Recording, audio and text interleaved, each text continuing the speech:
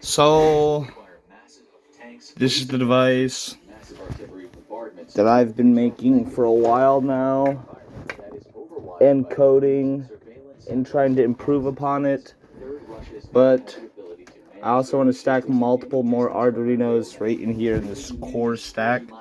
See what I mean? And then you push the buttons and it changes the modes, but right now I don't have it. Like, it's messing up the buttons are and stuff, so I have to take it back apart and fix it again. But it's power supply for this and these, and you play out a tesseract in time with these ones on the bottom here. These ones on the bottom here that stack above this, and you revolve like a tesseract in time. And this is for surface area, from 1 for matter to pulse width modulate the torsion of the anti-materialistic forces that dampens the weather, which is this obverse anode and cathode that I made.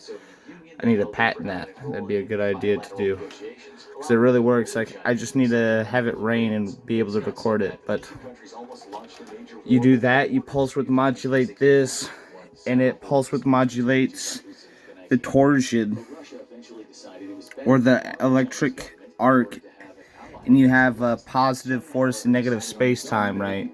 So you have the arcs making a retrograde backstep with this camera and this other software that's in the code in the device, with this camera and that code in the device. And I have Bluetooth on this bitch, sound, and a microphone, but I'm still working on getting everything hooked up. And you record the arc. You record the arcs in time, and it has 8 to revolve from 8 points of a tesseract's face or side, revolving outwards and into itself like this, to revolve that pulsing while this is on. So that's my device, and I was going to stack more Arduinos in it.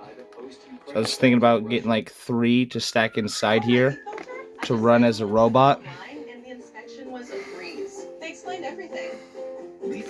And then I wanted to get this inside of that, but I wanted to get this inside right here. So this will go right here, see? And this will be a part of the tesseract, right? And that's Bluetooth to affect the transmedium with sound and in antimatter and matter. It has 2 microphones on it to record, and that's what that's gonna have right in there. And you're studying the tesseract while it's revolving, and you're recording it. And this is where the arc's gonna be. And the camera is gonna be right here. The camera's gonna be like right on here, watching this, and the arcs are gonna be stacked up right here. That's what I'm trying to work on developing so it works. But I already tested the Jacob's Ladder version, which I got this. I fried my other Jacob's Ladder, but now I'm working on this, the smaller modular version like this, like a little handy helper. But I don't think it would be safe to stand around though. Maybe, like, it might warp time or some shit. You know what I mean? Legitimately, I'm not trying to lie. Like, retrograde backstepping all the time, future past present and past future present. You might be able to do it with this, but this right here I was gonna get another one of these cases right here, and I was gonna make it for an ion chamber in this, and put a little ion generator in here also, so it makes a Skinner box, kind of, something like that, with entropy and extropy. So it's using extropy right here, and on the inside it's trying to attract it with the positive force of entropy, with the ions and ionization or forces like that, which I'm thinking it is. I still have to get all of it properly hooked up and right. I got this right here with a little USB port thing. So I was going to put that inside of that with it. So it's going to run off of 2 Arduinos and 1 Raspberry Pi, and that's going to run Unity software and programs that I have coded already. Hopefully they don't hack me again.